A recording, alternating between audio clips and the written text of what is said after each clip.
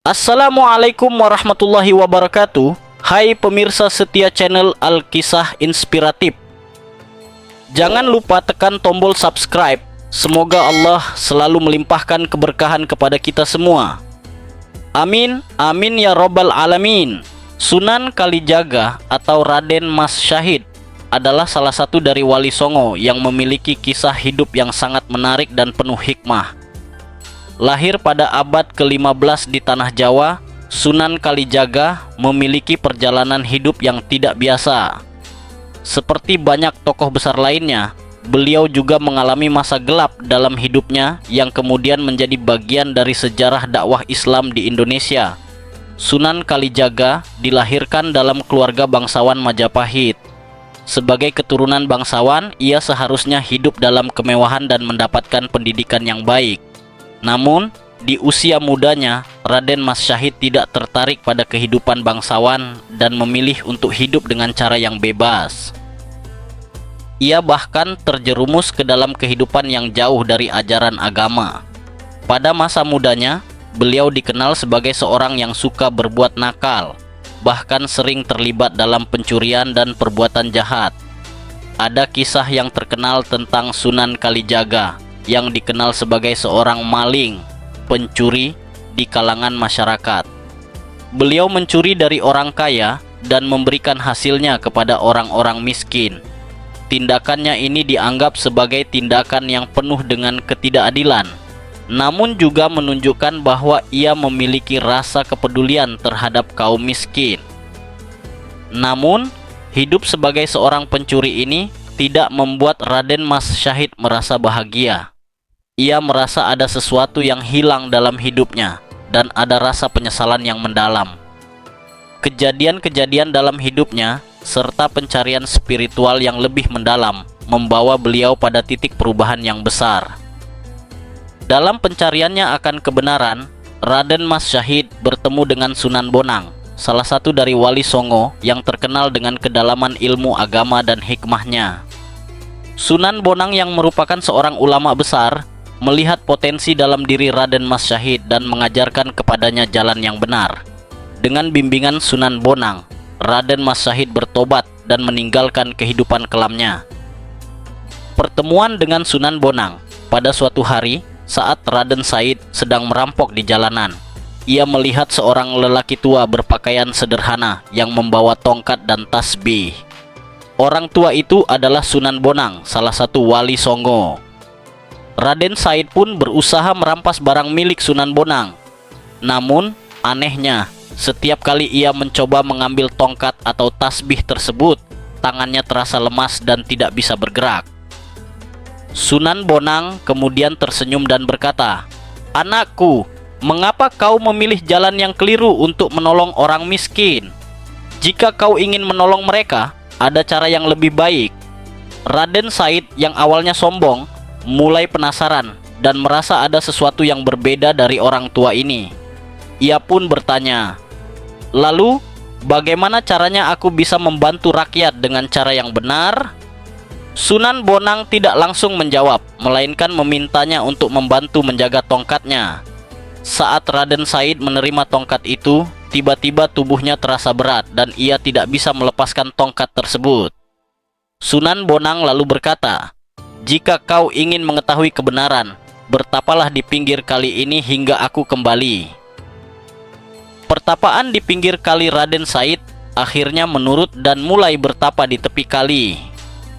Konon, ia bertapa dalam posisi berdiri dengan tongkat Sunan Bonang yang tetap ia pegang. Hari, minggu, bahkan bertahun-tahun berlalu. Tubuhnya mulai tertutup lumut dan akar pohon, tetapi ia tetap teguh menjalani pertapaannya. Hingga suatu hari, Sunan Bonang kembali dan membangunkannya dari pertapaannya. Sunan Bonang berkata, "Kini kau telah siap untuk menerima ilmu sejati dan menyebarkan ajaran Islam dengan cara yang lebih bijak." Karena kesungguhannya dalam menjaga perintah gurunya dan bertapa di tepi kali, Sunan Bonang memberinya nama Kalijaga yang berarti penjaga kali. Versi makna filosofis kali dalam bahasa Jawa berarti sungai, sedangkan jaga berarti menjaga. Nama ini diartikan sebagai orang yang menjaga sungai, yang melambangkan bahwa Sunan Kalijaga menjaga ajaran Islam agar tetap mengalir seperti air sungai. Nama ini juga dikaitkan dengan sifatnya yang fleksibel dalam berdakwah, seperti air yang bisa menyesuaikan bentuknya dengan wadahnya. Versi sejarah berkaitan dengan pertapaannya.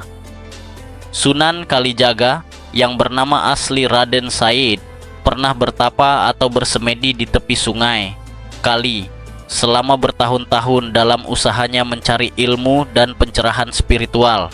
Karena kesungguhannya, ia pun mendapat julukan Kalijaga, yang berarti penjaga kali atau orang yang bertapa di sungai. Versi pemberian nama oleh Sunan Bonang.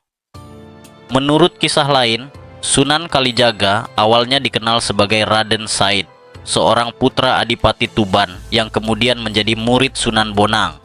Setelah bertobat dari perilaku lamanya dan menjalani masa penggemblengan spiritual, Sunan Bonang memberinya nama Kalijaga sebagai simbol dari perjalanan rohaninya. Secara umum, nama Sunan Kalijaga memiliki makna mendalam, menggambarkan sifat kebijaksanaan, kesabaran, dan cara dakwahnya yang unik dalam menyebarkan Islam. Setelah bertahun-tahun bertapa di tepi sungai, Raden Said akhirnya mendapat bimbingan dari Sunan Bonang dan berganti nama menjadi Sunan Kalijaga. Ia tidak hanya mempelajari ilmu agama, tetapi juga memahami cara berdakwah yang sesuai dengan masyarakat Jawa. Berbeda dari wali lainnya, metode dakwah Sunan Kalijaga sangat unik. Ia tidak memaksakan ajaran Islam secara langsung, melainkan menyelipkannya dalam budaya dan kebiasaan masyarakat setempat. Salah satu cara Sunan Kalijaga menyebarkan Islam adalah melalui wayang kulit. Saat itu wayang sangat digemari oleh rakyat Jawa, tetapi masih banyak unsur mistik yang bertentangan dengan Islam. Sunan Kalijaga lalu menciptakan lakon-lakon baru yang mengandung nilai-nilai Islam, seperti kisah Petruk Dadi Ratu, yang menggambarkan bagaimana seorang pemimpin harus adil dan bijaksana sesuai ajaran Islam. Ia juga mengubah beberapa aspek dalam pertunjukan wayang, menghilangkan unsur syirik seperti pemujaan kepada roh, memasukkan nilai tauhid dengan menggambarkan tokoh Semar sebagai simbol kebijaksanaan yang mendekatkan diri kepada Allah, menggunakan gamelan dengan syair Islami, sehingga masyarakat tetap menikmati hiburan sambil menerima ajaran agama. Berkat metode ini, banyak orang mulai tertarik dengan Islam tanpa merasa dipaksa meninggalkan budaya mereka. Sunan Kalijaga juga dikenal sebagai wali yang tidak langsung mengubah budaya berpakaian masyarakat Jawa. Saat itu, banyak orang yang masih memakai pakaian tradisional dengan unsur Hindu-Buddha.